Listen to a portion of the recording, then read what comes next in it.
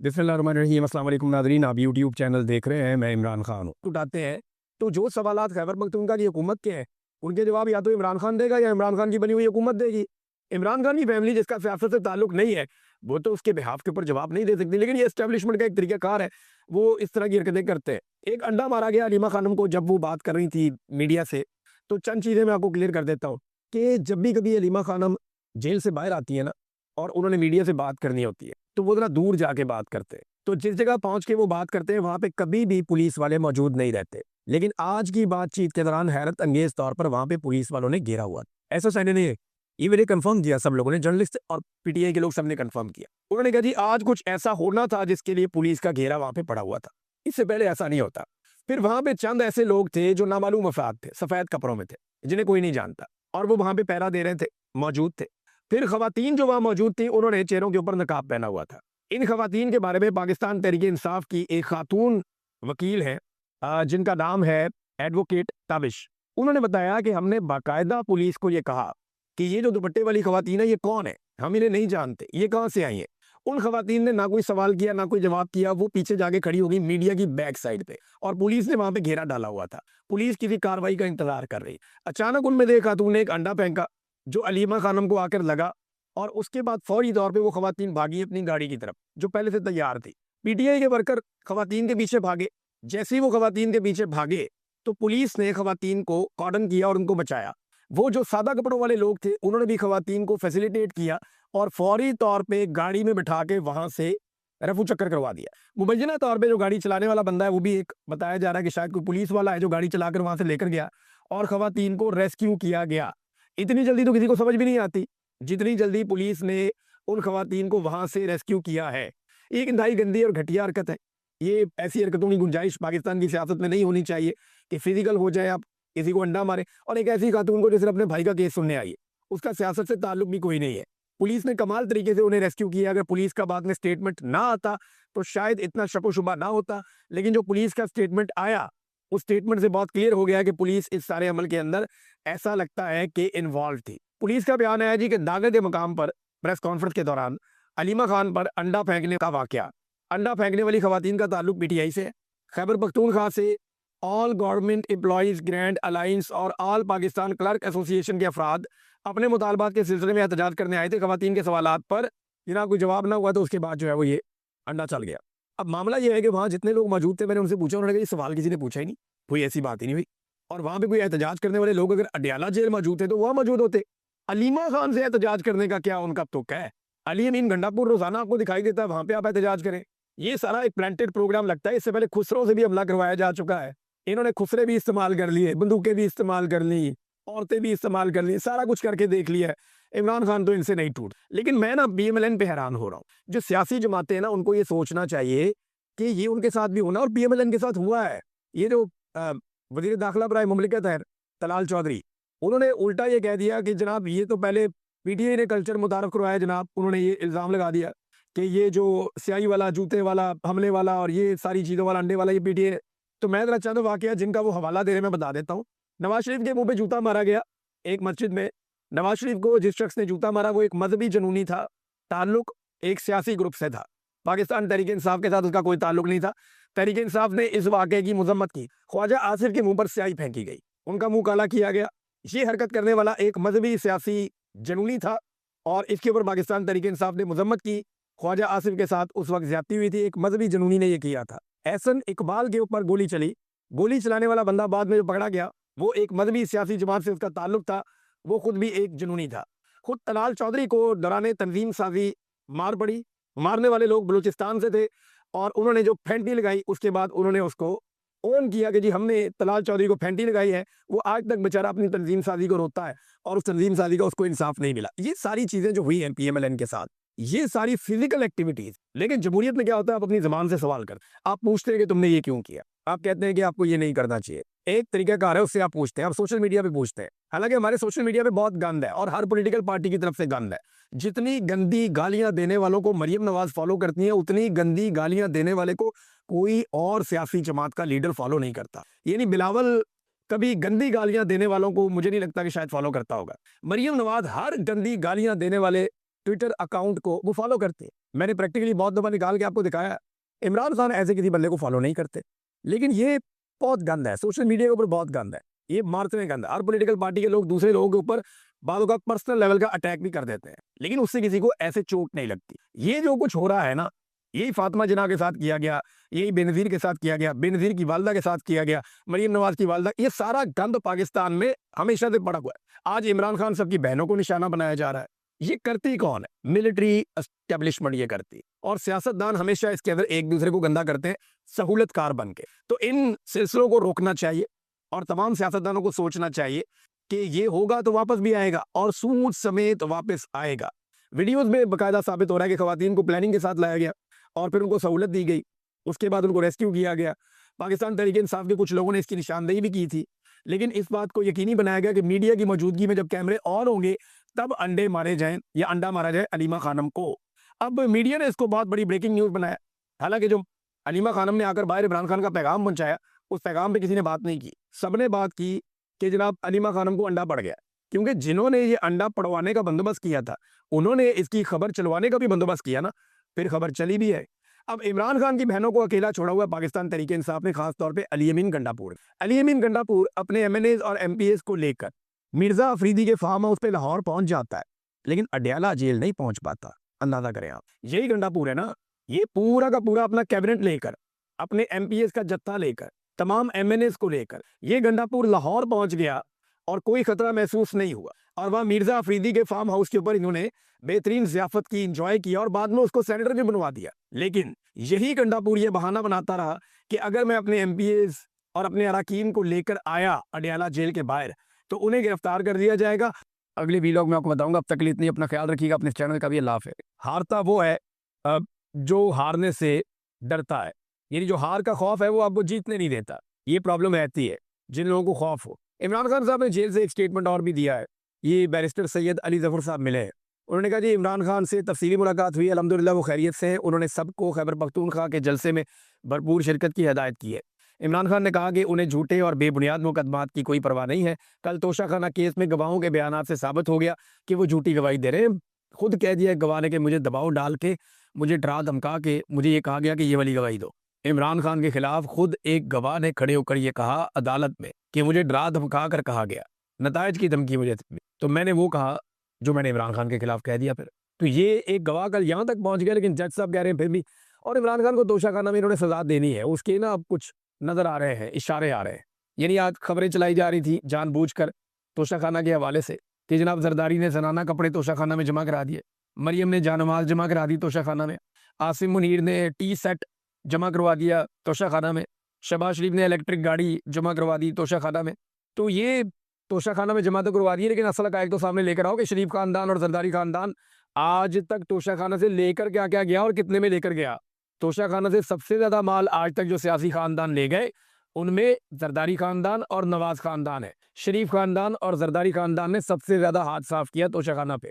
अभी ये जो फेवरेट वज़ीर आज़म था निगरान एस्टेब्लिशमेंट का, ये काकड़, अनवारुल्लाह काकड़, ये कितने तोहफे तोशाखाना से लेकर गया, तो वो भी पता करवा कर देख लें, आपको पता चल जाएगा। भर भर के तोहफे वो भी ले गया।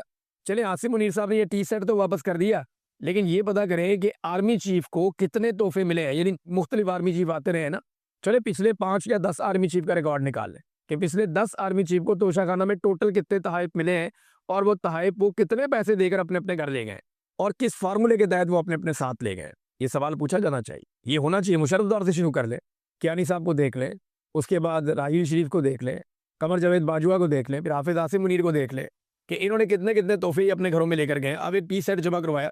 ये सारी एक ना फेस सेविंग बनाई जा रही है और एक माहौल बनाया जा रहा है कि इमरान खान साहब को तोशाखाना में सजा देनी है, और ये इसके इशारे हैं।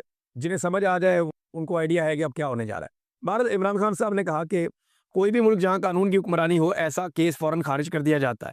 उन्होंने कहा कि उनकी एहलिया बुशरा बीबी उनकी ताकत है, उन्हें सिर्फ इमरान खान को ज़हनी अजियत देने के लिए कैद तन्हाई में रखा गया है, मगर वो मजबूत हैं और अपनी जिद्दोजहद से पीछे नहीं हटेंगी। खैर, सियासी खवातीन को इस तरह के सलूक का निशाना बनाना पाकिस्तान की माशरती रवायात के खिलाफ है और उसकी तारीख में कोई मिसाल नहीं मिलती। इमरान खान ने दौलत मुश्तरका यानी कॉमनवेल्थ की रिपोर्ट के हवाले से भी गुफ्तगू की, जिसमें 8 फरवरी के इंतखाबात में वसी पैमाने पर धांधली साबित की गई और हुकूमत पर बुनियादी सियासी हुकूक जैसे कि आज़ादी इज़हार राय और इज्तिमात के इनेकाद पर पाबंदी का इल्ज़ाम लगाया गया है।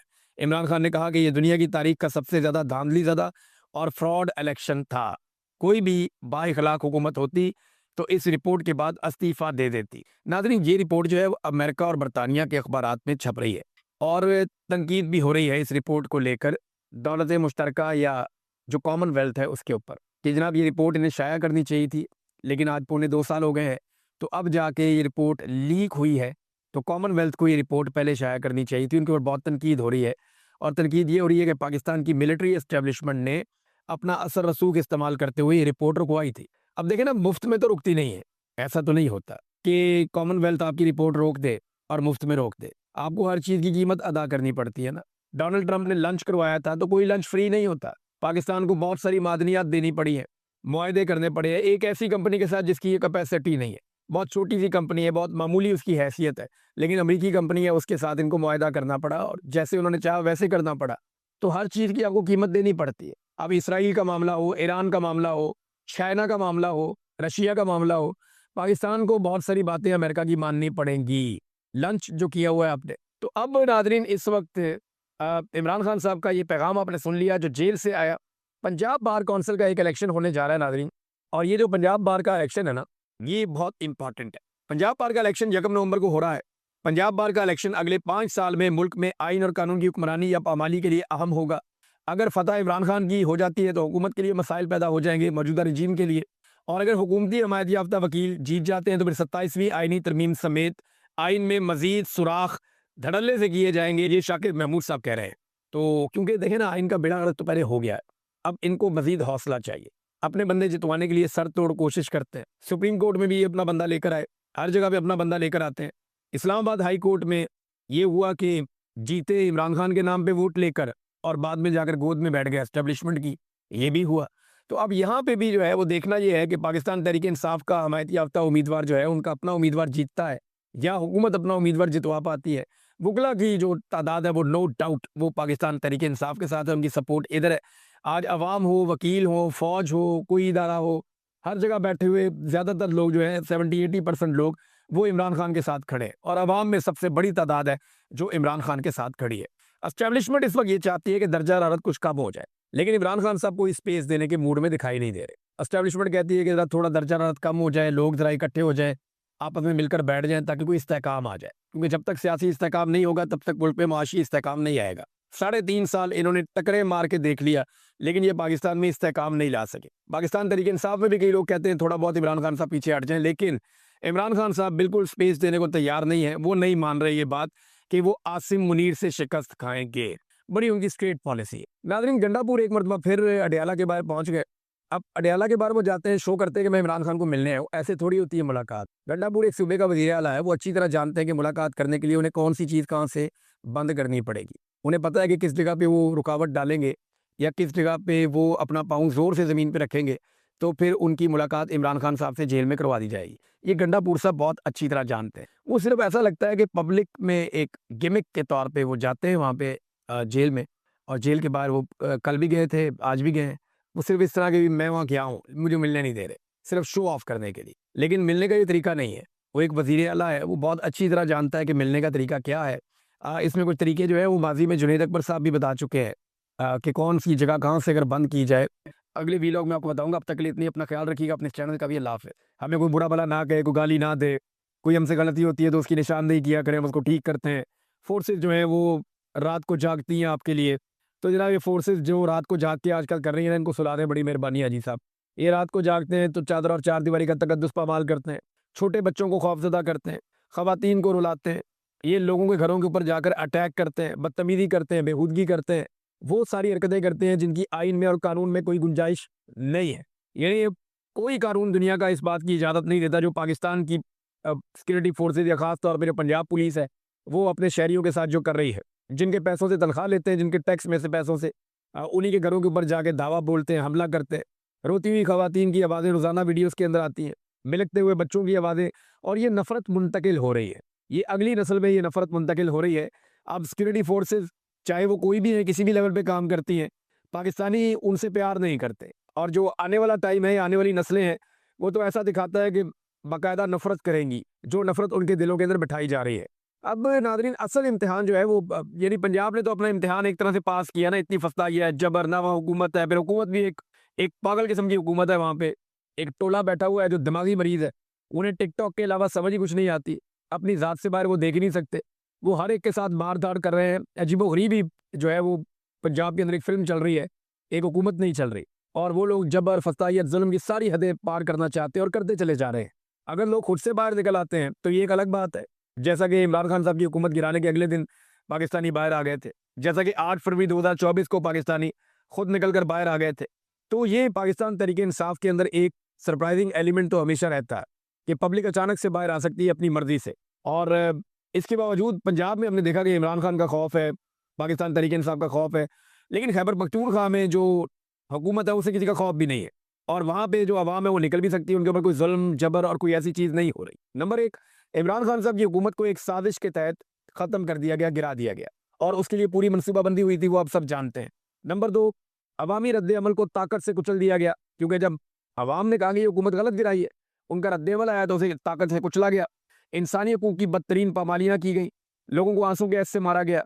जो लोगों के साथ ज़ुल्म, जबर और फसादियत हुई है, वो उसके बाद हुई। करप्ट टोले को लाकर उसके बाद मुसल्लत कर दिया गया। अगला जुर्म ये है एस्टेब्लिशमेंट कि एक ऐसा करप्ट टोला जिसे पब्लिक पसंद ही नहीं करती थी, उन लोगों को लाकर बाकी लोगों के साथ मिलाकर उन्हें मुसल्लत कर दिया गया। एक इम्पोर्टेड हुकूमत बना दी गई इमरान खान को निकालने के बाद। इस हुकूमत ने आने के बाद अवाम को तबाह बर्बाद कर दिया, मईशत को और मुल्की हालात का कचूमर निकाल के इन्होंने रख दिया। यानी किसान से लेकर मजदूर तक और ताजिर से लेकर बड़े बिजनेसमैन तक सारे के सारे बर्बाद हो गए। पाकिस्तान के अंदर आम आदमी की ज़िंदगी अजीरन कर दी इन्होंने और महंगाई के हाथों और बढ़ती हुई कीमतों के हाथों IMF के आगे इन्होंने इवन पूरा मुल्क गिरवी रख दिया। ये इन्होंने किया और पाकिस्तान के सबसे मकबूल तरीन लीडर पर सैकड़ों मुकदमात भी उसके बाद इन्होंने बना दिए, क्योंकि इमरान खान साहब काबू नहीं आ रहे थे। फिर उनकी गिरफ्तारी हो गई और सख्त तरीन जेल उन पर और उनकी अहलिया पर मुसल्लत कर दी गई। उसके बाद 8 फरवरी 2024 का इलेक्शन होता है और अवामी शऊर और मैंडेट की बदतरीन तौहीन उसमें की। यानी लोगों ने वोट डाला किसी और को, 17 सीटों वालों को लाके इक़्तिदार में बैठा दिया। ना सिर्फ इक़्तिदार में बैठा दिया बल्कि आहिस्ता-आहिस्ता उन्हें 2/3 अक्सरियत भी दिलवा दी और इस काम के लिए मखसूस नशिस्तें जो दूसरी जमात ने जीती थी वो भी उनको दिलवा दी। माले गनीमत दे देकर सीटें छीन-छीन। बिस्मिल्लाहिर्रहमानिर्रहीम, अस्सलाम वालेकुम नाज़रीन, आप यूट्यूब चैनल देख रहे हैं, मैं इमरान खान हूँ। सबसे पहली अहम खबर, वज़ीर-ए-आज़म पाकिस्तान से वज़ीर आला खैबर पख्तूनख्वा सुहेल अफरीदी साहब की मुलाकात हुई है। अब ये पाकिस्तान तहरीक-ए-इंसाफ का बड़ा ज़बरदस्त मुकदमा है कि ये हुकूमत जाली है और इनको वोट नहीं पड़े और ये जाली तरीके से इक़्तिदार में आकर बैठे हैं। तो क्या इनके साथ मुलाकात करनी चाहिए? डिबेट बड़े लंबे अरसे से चल रही है, लेकिन क्योंकि इक़्तिदार पे इन्होंने कब्ज़ा किया हुआ है, निज़ाम और सारा बजट इनके पास है, पाकिस्तान के इख्तियारात पे इन्होंने कब्ज़ा किया हुआ और हर हंगामी सूरत-ए-हाल में आपको इनके साथ बात करनी पड़ती है। ये जब अली अमीन गंडापुर साहब ने मुलाकातें की थी, मैंने तब भी यही कहा था कि ये उनकी एक मजबूरी है, उनके ओहदे का तकाज़ा है। उन्हें मिलना पड़ेगा, चाहे उन्हें पसंद हो या ना हो। लेकिन उस वक़्त अली अमीन गंडापुर साहब पे बहुत तनकीद हुई। अब सुहेल अफरीदी साहब ने मुलाकात की है और आज भी ये उनके ओहदे का तकाज़ा है। लेकिन हैरत की बात ये है कि पाकिस्तान तहरीक-ए-इंसाफ के सोशल मीडिया ने ख़ास तौर पे बड़ा मुस्बत रद्द-ए-अमल दिया है। तनकीद नहीं हुई सुहेल अफरीदी के ऊपर जैसे अली अमीन गंडापुर के ऊपर हुई थी। उसकी एक वजह जो है वो अली अमीन गंडापुर साहब का अपना ज़ाती तर्ज़-ए-अमल भी था। वो जिस अंदाज़ में मिलते थे, जब पहली उन्होंने मुलाकात की तब इस तरह नहीं हुआ था, लेकिन बाद में जिस तरह वो गले मिलते थे, जफ़ियाँ डालते थे और वो बहुत सारी उनकी वीडियोज़ आ जाती थी और वो बड़े खुश रहते थे। यानी इन लोगों के साथ वो कह-कह लगा रहे, जब ये सारी चीज़ें देखते थे तो फिर सोशल मीडिया को गुस्सा आता था कि इमरान खान को जेल में डाला हुआ है, ये सारा कुछ कर रहे हैं, गंडापुर साहब इनके साथ खुश गप्पियाँ लगा रहे हैं, खुश हो रहे हैं। तो सुहेल अफरीदी ने बड़े कॉन्फिडेंस के साथ मुलाकात की। जो चंद तस्वीरें बाहर आई उनके अंदर दिखाई दिया कि वो बड़े कॉन्फिडेंस के साथ, जो फॉर्म 45 का जो कॉन्फिडेंस होता है ना कि मेरी असली हुकूमत है, मैं आप लोगों की तरह जाली नहीं हूँ, वो बड़ा कॉन्फिडेंस होता है। तो उस एतमाद के साथ हमने देखा कि सुहेल अफरीदी साहब वहाँ पे बैठे हुए थे। अब उनके बारे में इतना कोई नेगेटिव वो आया भी नहीं। देखिए, कुछ लोग जो है ना वो इसको इस्तेमाल करते हैं, चाहे वो हुकूमत साइड पे हो, चाहे वो अपोजिशन साइड पे हो। यानी अगर सुहेल अफरीदी मिलने से इनकार कर देते, जी मैं नहीं मिलता, तो वो कहा जाता जनाब ये गद्दार है, बागी है, मुल्क का दुश्मन है, फ़ायदा नहीं सोच रहा, अपने सूबे का दुश्मन है। और मिलने की सूरत में अब यही लोग आप ज़बानें सुन रहे होंगे अभी कि जनाब अच्छा बच्चा बन गया है, कंप्रोमाइज़ हो गया है। हालाँकि ये उनके ओहदे का एक तकाज़ा है और कुछ भी नहीं है। यहाँ पे जो एलामिया जारी हुआ वो ये है कि वज़ीर आला ने मुलाकात की वज़ीर-ए-आज़म से, बलूचिस्तान के अफ़सोसनाक वाक़ये पर अफ़सोस किया। दहशतगर्दी जहाँ भी हो, हम हमेशा उसकी मज़म्मत करते आए, करते रहेंगे। दहशतगर्दी का ना तो कोई सूबा होता है और ना कोई मुल्क और ना कोई मज़हब। वज़ीर-ए-आज़म से NFC, AIP NHP और दीगर बकाया जात पर तफसीली बातचीत हुई कि जनाब हमारे जो पैसे आपने देने हैं वो पैसे दें ताकि हम अपनी कौम के ऊपर, अपने लोगों के ऊपर खर्च करें। खैबर पख्तूनख्वा के माली मसाइल वज़ीर आज़म के सामने रखे, जिस पर वज़ीर आज़म ने अपनी टीम की जिम्मेदारी लगाई कि वो वज़ीर आला की टीम से मुलाकात करके फौरी तौर पर इजलास मुनक्कद करें और मसले को हल करें। दहशतगर्दी के खिलाफ मुश्तरका लाए अमल पर मशावरत ज़रूरी है, ये कहा गया। कबायली इज़लाह में सूबाई हुकूमत अब तक कबायली इज़लाह में रिलीफ की मद में अरबों रुपए अपने से खर्च कर चुकी है। मसाइल के हल के लिए हर मुमकिन कोशिश की जाएगी। मजीद फॉलोअप मीटिंग जल्द होंगी। हतमी फैसले होते ही अवाम को आगाह किया जाएगा। अब ये वो सारी चीज़ें हैं। और साथ ही उन्होंने ये कहा कि ऐसे बयानात से मुकम्मल इज्तनाब किया जाना चाहिए जो इन लोगों की, जो बेचारे कबायली लोग हैं, जो कुर्बानियाँ दे रहे हैं, उनकी दिलादारी का बाइस बने। तीरा, करम और बाजोड़ के अवाम ने पाकिस्तान के लिए बेमिसाल कुर्बानियाँ दी हैं और आज भी दे रहे हैं। ये सारी बातें सुहेल अफरीदी ने शहबाज शरीफ के सामने रखी। अब मामला ये है कि देखिए ना, नफरत कितनी फैल गई है। वादिया तीरा में जो हमारे जर्नलिस्ट दोस्त हैं, मेरी उनसे बात हो रही है, वो ये बताते हैं कि जनाब यहाँ बहुत शदीद नफरत है तीरा के लोगों से, जो लोग मिल रहे हैं। वो कहते हैं जी इतनी शदीद नफरत है कि लोग वफाकी हुकूमत का और एस्टेब्लिशमेंट का नाम भी नहीं सुनना चाहते और मिलिट्री ऑपरेशन को तो वो एक गाली समझते हैं। ये मैं खैबर पख्तूनख्वा में रहा हूँ ना, मैं आपको बताता रहा हूँ पहले भी माजी में कि मैंने कभी भी ऑपरेशन के खिलाफ इतनी जबरदस्त राय अवाम की कभी सुनी भी नहीं थी जितनी मैंने इस मरतबा सुनी। यानी लोग शदीद नफरत करते हैं कि उनके इलाके में मिलिट्री ऑपरेशन किया जाए, वो उसके सख्त खिलाफ है। तो फिर आपको दहशतगर्दी के खात्मे के लिए लोगों के साथ बैठकर बात करनी पड़ेगी और दूसरा आपके पास कोई हल नहीं है। सादी सी बात यह है। अब इसमें जब ख्वाजा आसिफ की तकरीर चल रही थी ना वहां पे जरगे में, एतवार वाली जरगे में, तो लोग जूते उतार के फेंक रहे थे, शदीद नफरत और गालियों का मुजाहरा कर रहे थे जब ख्वाजा आसिफ की तकरीर चल रही थी। ये पाकिस्तान का वजीर दिफा है, इसने पाकिस्तानियों के दिफा की जिम्मेदारी निभानी है और कबायली इससे इस कदर शदीद नफरत कर रहे हैं।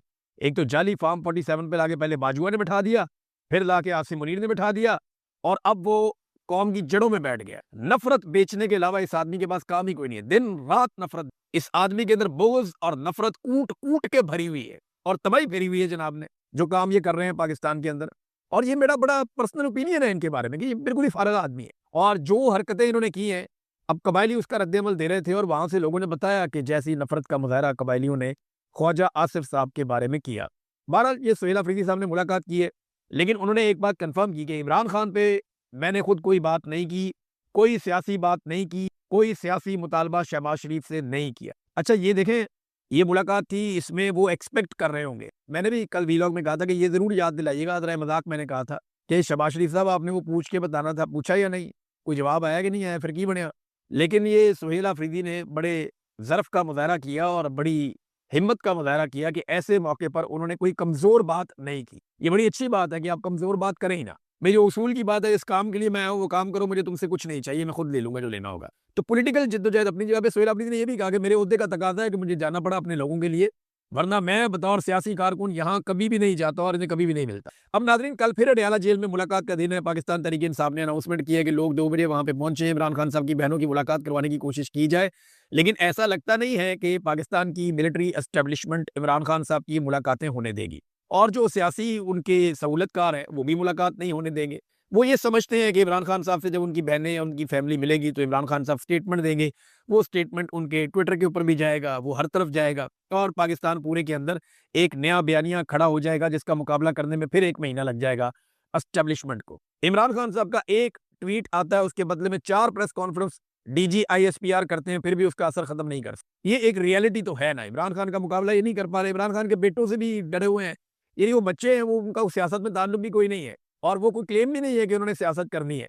वो अपने वालिद को मिलने के लिए आना चाहते हैं, उन्होंने वीज़े के लिए अप्लाई किया है। ड्रॉप साइट न्यूज़ बता रहा है जी उनको वीज़े नहीं मिल रहे। और जमैमा खान कहती हैं ये खिलाफ वर्जी हो रही है इंसानी हकूक की, बुनियादी हकूक की। अब ना कोई इंसानी हकूक देखता है, ना कोई बुनियादी हकूक देता है, क्योंकि डोनाल्ड ट्रंप साथ है और बोर्ड ऑफ पीस का पाकिस्तान मेंबर बन गया है और अमन के नोबेल इनाम के लिए डोनाल्ड ट्रंप को इन्होंने नामजद कर दिया है और इसराइल ने भी कर दिया है। तो यहाँ पे पाकिस्तान की एस्टेब्लिशमेंट ने इस चीज़ को मैनेज किया है। इस चीज़ को इन्होंने मैनेज किया है कि किस तरीके से अमेरिका को और डोनाल्ड ट्रंप को राजी रखना है, तो ये करने में कम से कम ये कामयाब रहे। अब इमरान खान के बेटों को वीज़ा नहीं दिया गया, ये मामला कहाँ जाएगा इस पे हम देख लेते हैं। कुछ लोग नाज़रीन एक चूरन बेच रहे हैं, ये बड़ा इंटरेस्टिंग है, आपके सामने रखना बहुत ज़रूरी है और इसको आपने ज़हन में रखना है। कुछ लोग ये चूरन बेच रहे हैं, आने वाले दिनों में इसको ज़्यादा बेचा जाएगा कि जनाब कुछ सहाफ़ी हैं, कुछ यूट्यूबर्स हैं और कुछ जो है वो सोशल मीडिया के एक्टिविस्ट हैं, कुछ पाकिस्तान के अंदर हैं, कुछ पाकिस्तान के बाहर हैं, ज़्यादातर पाकिस्तान के बाहर हैं। इन लोगों की वजह से इमरान खान साहब एस्टेब्लिशमेंट से बातचीत नहीं कर पा रहे। या इनकी वजह से इमरान खान साहब पीछे नहीं हट पा रहे और मामला अपना तय नहीं कर पा रहे और जेल से बाहर नहीं आ पा। भाई इमरान खान ने तो पहले दिन से कहा कि मैं एस्टेब्लिशमेंट से बात करना चाहता हूँ, क्योंकि इनको वापस बैरकों में भेजना है। इमरान खान ने तो पहले दिन से कहा कि वो बातचीत करना चाहता है। उसने कब कहा कि मैं बातचीत नहीं करना चाहता? इमरान खान तो कहता है बातचीत करना चाहता हूँ, डील नहीं करना चाहता। चले इसको ऐसे ले ले कि ये चूरन बेचा जा रहा है, ये आने वाले दिनों में बहुत ज्यादा बेचा जाएगा। मैं आपको पहले बता रहा हूँ कि इमरान खान डील इसलिए नहीं कर रहा कि उसके ऊपर कोई सहाफियों का, सोशल मीडिया का और कुछ यूट्यूबर्स का दबाव है। ये लोग फिर इमरान खान को जानते हैं, इन्हें इमरान खान का पता ही नहीं है। देखिए, हकीकी आजादी का नारा सबसे पहले किसने लगाया? इमरान खान ने लगाया। ये किसने कहा था कि जब तक मेरे में खून है और जब तक मेरे अंदर सांस बाकी है, मैं इनका मुकाबला करूं? ये इमरान खान ने कहा था। मुझे डरा हुआ देखना इनकी हसरत रह जाएगी, ये भी इमरान खान ने कहा। मैं इनके सामने नहीं झुकूंगा, मैं इनका गुलाम नहीं बनूंगा, ये भी इमरान खान ने कहा था। और मैं आसिम मुनीर के सामने नहीं झुकूंगा, ये भी इमरान खान ने कहा था। देखिए, पाकिस्तानियों को ये लड़ाई और इसका ये जो लेवल है, इस लेवल पर ये सारा शऊर इमरान खान साहब ने दिया, ये जो अब मौजूदा है। और इमरान खान साहब खुद इसका हिस्सा है, वो खुद अपनी मर्जी से इमरान खान साहब इस लड़ाई में उतरे हैं। मैं आपको छोटा सा वाकया बता देता हूँ। मार्च में 2023 में बहुत लड़ाई हो रही थी यहाँ पे जमान पार्क के बाहर। तो रात के वक्त मैं अपना प्रोग्राम करने के बाद जब वहां गया, मुझे मौका मिला, हर तरफ आंसू गैस की शेलिंग थी, बदबू थी। उस वक्त पुलिस वालों को पसपा करके भगा दिया था कारकुनों ने। काफी लोग जख्मी पड़े हुए थे, ऐसा लग रहा था मैदान जंग का मंजर है। मैं अंदर गया, मैंने इमरान खान साहब से मुलाकात की, तो मैंने उन्हें उस दिन कहा, मैंने कहा खान साहब, बाहर लोग आजादी के नारे लगा रहे हैं, लोगों ने आपके नारे को संजीदा लिया है। तो आपको पता है कि जब लोग आजादी का नारा लगाते हैं तो फिर वो ये उम्मीद करते हैं कि हम आजादी की अब लड़ाई लड़ेंगे और आजादी लेंगे, अब जो हकीकी आजादी आप कहते हैं। तो क्या आप ज़हनी तौर पे इस सारे के लिए तैयार हैं? तो उन्होंने कहा दूसरा रास्ता ही कोई नहीं है इमरान। ये इमरान खान साहब ने मुझे कहा कि दूसरा रास्ता ही कोई नहीं है, मैं जेल भी जाने के लिए तैयार हूँ, मैं कोई भी कुर्बानी देने के लिए तैयार हूँ, ये मुझे मार भी देंगे, मैं फिर भी तैयार हूँ। ये इमरान खान साहब के अल्फाज थे उस रात को। ये गालिबन 14-15 तारीख थी, मार्च की वो रात थी। मैं वहां पे गया था, तो मैंने उनसे 1-2 सवाल किए थे, ये उनके जवाब थे। तो इमरान खान साहब अपनी मर्जी से आए थे। और जिसे लगता है ना कि इमरान खान साहब को कोई सोशल मीडिया या कोई दानिश्वर या कोई इमरान खान को यूट्यूबर या कोई सहाफी वो रोक पाएंगे अपना फैसला करने से, वो फिर इमरान खान को जानते ही नहीं, उन्हें पता ही नहीं है इमरान खान कौन है। ये कोई भी फैसला इमरान खान कर सकता है। लेकिन उस्मान बुज़दार के खिलाफ हमने कितनी स्टोरीज की, कितने प्रोग्राम किए, कितना कुछ किया। अगर इमरान खान इन्फ्लुएंस में आने वाला आदमी होता तो उस वक्त इमरान खान उस्मान बुज़दार को हटा देता। इमरान खान ने उस्मान बुज़दार को नहीं हटाया, सारा दबाव हमने डाला, नहीं हटा। जब कोरोना वायरस आया, पूरे पाकिस्तान ने इमरान खान पे दबाव डाला, लॉकडाउन लगा दो। मिलिट्री एस्टेब्लिशमेंट ने पैगामात भिजवाए, लोगों को कायल किया, सबको फोन किया कि मुल्क बंद कराओ, लॉकडाउन लगाओ। कैसा डिसीजन था? बिल्कुल पॉपुलर नहीं था। इमरान खान ने लॉकडाउन नहीं लगाया, सारा मुल्क खिलाफ हो गया, नहीं लगाया। साबित हुआ बाद में कि वो ठीक निकला। रेहाम खान की तलाक का चलो जाती मामला है, लेकिन इलेक्शन से एक दिन पहले इमरान खान साहब ने तलाक अनाउंस करवाई थी, पूरे इलेक्शन का बेड़ा गर्क कर लिया था। जो वो एक इलेक्शन होते हैं बल्दियाती, पार्टी के सारे लोग समझा रहे खान साहब 4 दिन 2 दिन ठहर जाए, ये अनाउंसमेंट बाद में कर लेते हैं, नहीं अभी अनाउंस करो। इलेक्शन से एक दिन पहले तलाक दी और अनाउंस की इमरान खान साहब। ये फैसला करेंगे डर के यूट्यूबर से, सोशल मीडिया से? नहीं, इमरान खान अपना फैसला खुद ही करेगा। ये आदमी अपनी हुकूमतें गिरा देता है, अजीब आदमी है ये। इस तरह का नहीं, आप इसको नवाज शरीफ के साथ या जरदारी के साथ आप कंपेयर नहीं कर सकते। अपनी हुकूमतें गिरा देता है, अपने वुज़रा के इस्तीफे दे देता है, ये कुछ भी कर सकता है। इमरान खान किसी भी लेवल तक जा सकता है, आपको आइडिया नहीं है। वो सिर्फ अपना गोल देखता है कि मैंने ये गोल अचीव करना है। उसने सारी पॉलिटिकल एलीट को एक्सपोज करके रख दिया, डिस्क्रेडिट कर दिया पाकिस्तान से। उसका गोल था, उसने बर्बाद कर दिया। पाकिस्तान की एस्टेब्लिशमेंट ने इमरान खान से मत्था लगाया, उसने अपना गोल बना लिया, बेड़ा गर्क करके रख दिया। वो कभी प्रेस कॉन्फ्रेंस करते हैं, कभी स्कूलों में जाते हैं, कभी कॉलेजों में जाते हैं, कभी यूनिवर्सिटियों में जाते हैं, कभी कोई गाना, कभी कोई ड्रामा, कभी कुछ, कभी कुछ, कभी कुछ। वो सारा ही कुछ करके उन्होंने देख पाकिस्तान जिंदाबाद का नारा बदल के पाकिस्तान हमेशा जिंदाबाद रख दिया, फिर भी बात नहीं बनी। सारा कुछ करके देख लिया। इमरान खान सिर्फ अपना गोल सेट करता है, वो गोल तक पहुंचना कैसे वो खुद ही डिसाइड करता है। आप इमरान खान को ड्राइव नहीं कर सकते, उसे कंट्रोल नहीं कर सकते। और ये सोशल मीडिया के जरिए से आप उसे कंट्रोल करेंगे। ये सारा सोशल मीडिया, इमरान खान बाहर निकलकर एक बयानिया देगा ना, तो ये उसके बयानिए के ऊपर चल पड़ेगा, क्योंकि लोग उस पर भरोसा करते हैं, उस पर एतबार करते हैं। तो ये जो लोग चूरन बेच रहे हैं, सिर्फ नफरत फैला रहे हैं, प्रॉब्लम क्रिएट कर रहे हैं, आपस में लड़ाना चाहते हैं सोशल मीडिया को, तो इससे गुरेज करें, इनकी बात को इग्नोर करें। मियां महमूद रशीद साहब, उमर चीमा साहब, यास्मीन राशिद साहिबा, इन्हें 1000 दिन हो गए हैं जेल के अंदर। ये लोग, एजाज चौधरी साहब, ये लोग लंबी जेलें काट रहे हैं, कैदे काट रहे हैं, बड़े तकलीफ देह मनाजिर होते हैं। लेकिन इन्होंने जबर को और फस्तायत को बर्दाश्त किया, इस्तकामत के साथ बर्दाश्त किया। ये लोग हीरे बनते जा रहे हैं, कौम के हीरोज बन रहे हैं, क्योंकि इन लोगों ने पाकिस्तान के लिए मार खाई है और बेगुनाह मार खाई है। इन्होंने ऐसा कुछ किया भी नहीं है। अब नाज़रीन आ जाए, जो लोग करते हैं उनके खिलाफ क्या किया जा रहा है। देखिए, सारी तवज्जो तो इधर है। बलूचिस्तान में 2 दिन गुजर गए, 12 शहरों पे एक साथ अटैक हुआ था। इंडिया में एक शहर पे अटैक हो जाए, एक कोने में, एक जगह पे, वो पाकिस्तान को वक्ता डाल देते हैं। ये कह रहे जी इंडिया ने हमारे 12 शहरों के ऊपर अटैक करवाए हैं बलूचिस्तान में, तो क्या आपने कार्रवाई की है सिवाय मैच नहीं खेलना इंडिया से? एक आपने, ये क्या बात हुई भाई? जो इंडिया करता है आपके साथ, आप क्यों नहीं करते? टिट फॉर टैट होता है ना, या तो बड़ी बड़ी बातें नहीं करनी चाहिए। अब मामला ये है कि बलूचिस्तान में दहशतगर्दों के हमलों को 2 दिन हो गए हैं, कोई भी जिम्मेदारी लेने को तैयार नहीं। कोई एक ऑफिसर, कोई एक बंदा, कोई एक एजेंसी का एहलकार, और कोई तो रिस्पॉन्सिबिलिटी लो कि भाई मेरी जिम्मेदारी थी, मैं रिस्पॉन्सिबल था इस अमनो अमान के लिए। मैं ये समझता हूं कि मुझे और मेरे लोगों को पता नहीं चला, हम नाकाम हो गए मुकम्मल तौर पे, हमारे दुश्मन को कामयाबी मिली है, लिहाजा हम दिल बर्दाश्ता होके रिजाइन दे रहे हैं, जिम्मेदारी कबूल करते हुए।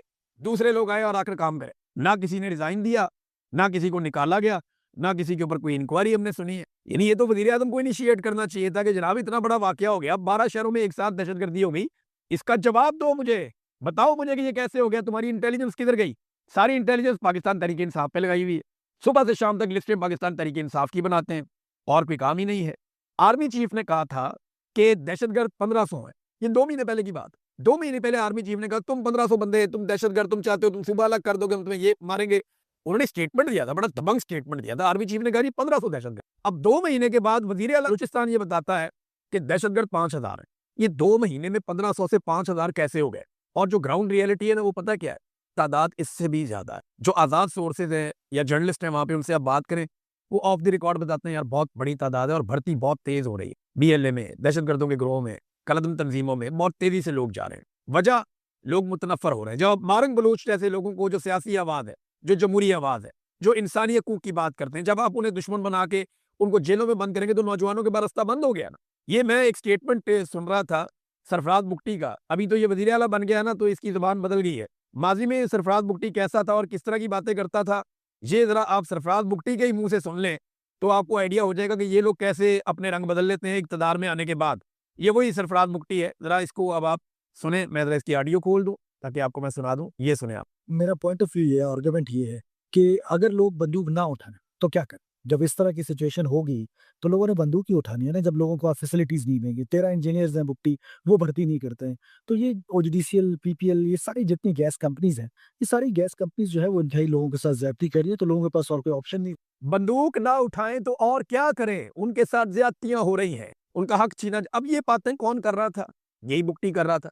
अब वो कहता है जनाब कोई सियासी हाल ही नहीं है, कोई महरूमी नहीं है, ये तो सारा अस्करी हल है, मारो इनको पकड़ के। तो किस किस को मारेंगे, कहां तक मारेंगे? आपको अल्टीमेटली एक बड़ी जंग के बाद भी बैठ नहीं पड़ता। लोग होंगे तो उनपे हुक्मरानी करेंगे ना, या खाली पत्थर, सोना, तांबा ही छोड़ना है वहां पे, जो बाद में उठा के आपने बेच देना उन्हें पुणे। उन्हें पुणे ही बेचते हैं ना हम। हमने यहाँ पे कौन सी फैक्ट्रियां लगाई हुई हैं या सिस्टम बनाया हुआ है या लोगों को ट्रेंड किया हुआ है कि हम फाइनल आइटम बना के, बड़ा पॉलिश करके, बेहतरीन करके, पूरी कीमत के ऊपर अपने ज्यूल्स को बेचें? ऐसा नहीं होता। नाज़रीन, शीरी मज़ारी साहिबा के हवाले से एक अफसोसनाक खबर है। वो कह रही है मुझे तो पता ही नहीं है, मेरी बेटी की ज़िंदगी के बारे में भी नहीं पता। 10 दिन हो गए हैं, मुझे मेरी बेटी से मिलवा भी नहीं रहे। वो बेचारी मिलने के लिए जाती हैं, वहाँ बैठी रहती हैं, उनकी मुलाकात नहीं होती। मैं ये देख रहा था कि शीरी मज़ारी में और यास्मीन राशिद में क्या फ़र्क निकला। यास्मीन राशिद साहिबा ने जेल काट ली, इमरान खान साहब के साथ वफादारी निभा ली और उन्हें बहुत इज्जत भी मिली। शीरी मज़ारी साहिबा को उनकी बेटी की वजह से इमरान खान का साथ छोड़ना पड़ा। मैं कभी भी उनको कसूरवार नहीं कहूँगा। किसी की भी बेटी हो ना तो उसको शायद यही फैसला लेना पड़ेगा। शीरी मज़ारी साहिबा ने अपनी बेटी के हाथों मजबूर होके कि मेरी एक ही बेटी है, और ये बड़ी तकलीफ वाली बात होती है कि आपके बच्चों की जान तक मामला आ जाए। तो उन्होंने, शीरी मज़ारी साहिबा ने इमरान खान का साथ छोड़ दिया था, लेकिन आज उनकी वही बेटी वो उससे मिल भी नहीं पा रही।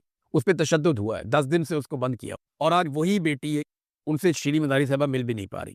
तो मैं ये आपको कहता हूँ ना कि सारों को इकट्ठे होकर लड़ना पड़ेगा, वरना बारी बारी सबकी बारी। नसीम ज़ारा साहिबा का प्रोग्राम नहीं चला और इसके ऊपर बहुत सारे सहाफ़ियों ने ट्वीट किया, बहुत सारे तहफ़्फ़ुज़ात का इज़हार किया कि पता नहीं उनका भी प्रोग्राम बंद कर दिया गया। पता कुछ नहीं है, लेकिन जिस तरीके से आवाज़ उठाई गई है, लाज़मी बात है नसीम ज़ारा साहिबा से बात की होगी दोस्तों ने। पहले मेरी बात नहीं हुई उनसे। बड़ी अच्छी खातून है, उन्होंने एक दफ़ा किताब भी दी थी पढ़ने के लिए, मेरी उनसे मुलाकात भी रही, बातचीत भी होती रही। तो नसीम ज़ारा साहिबा का भी प्रोग्राम बंद कर, और मैं आपको बता रहा हूँ कि बारी बारी सबकी बारी, या तो सारे तलत हुसैन बन जाओ, नहीं तो सबके प्रोग्राम बंद हो जाएंगे। ये बारी बारी सबकी बारी आनी है। ये जो रिजीम चल रहा है ना, ये किसी को बर्दाश्त ही नहीं करेगा। इनको इस बात पे यकीन है कि इनका मुकाबला कोई नहीं कर सकता, क्योंकि डोनाल्ड ट्रंप आजकल इनके साथ है। लेकिन जिस वक्त इन्होंने डोनाल्ड ट्रंप को किसी बात पे भी इनकार करने की जुर्रत की, उसके बाद एक नया खेल शुरू। नाज़रीन, एक डाटा है मेरे पास कि किसके दौर में पाकिस्तानियों पे कितना कर्जा चढ़ा। ये डाटा मैं आपको अपने अगले वीलॉग में सुनाऊंगा, क्योंकि बड़ा तफसीली डाटा मैंने काफ़ी मेहनत करके खुद इकट्ठा किया है, इस पे किसी रिसर्चर की मदद भी नहीं ली। और दूसरा मैं आपको ये बताऊं कि फ़लस्तीनियों का कत्लेआम एक मरतबा फिर इसराइल ने तेज़ कर दिया। पाकिस्तान के DGI SPR ने और हुकूमत ने हमें ये बताया था कि हम बोर्ड ऑफ पीस में इसलिए गए ताकि नस्लकुशी बंद हो जाए। लेकिन गुज़िश्ता 24 घंटों में 30 मज़ीद फ़लस्तीनी शहीद कर दिए गए और एक मुश्तरका एलामिया 8 मुस्लिम ममालिक ने जारी किया है। लेकिन 30 मज़ीद फ़लस्तीनी शहीद किए गए, 550 के करीब जंगबंदी के बाद से लेकर अब तक शहीद कर दिए गए हैं। 1430 से ज़ायद फ़लस्तीनी जो हैं वो ज़ख्मी हैं जंगबंदी के बाद से लेकर अब तक और 755 अफ़राद मलबे के नीचे से उनकी लाशें निकाली गई। ये फ़लस्तीन में हो रहा है। रफ़ा क्रॉसिंग जो है वो मिस्र की तरफ खुली है, बड़े अरसे के बाद 2 साल के बाद, और कुछ तंज़ीमों को काम करने दिया जा रहा है, कुछ को नहीं करने दिया जा रहा, साथ में कत्लेआम भी जारी है। मेरी समझ से बाहर है कि ये गज़ा का मसला किस तरीके से हल होगा। डोनाल्ड ट्रंप का प्लान बिल्कुल अलग है, पाकिस्तान का प्लान बिल्कुल ही अलग है।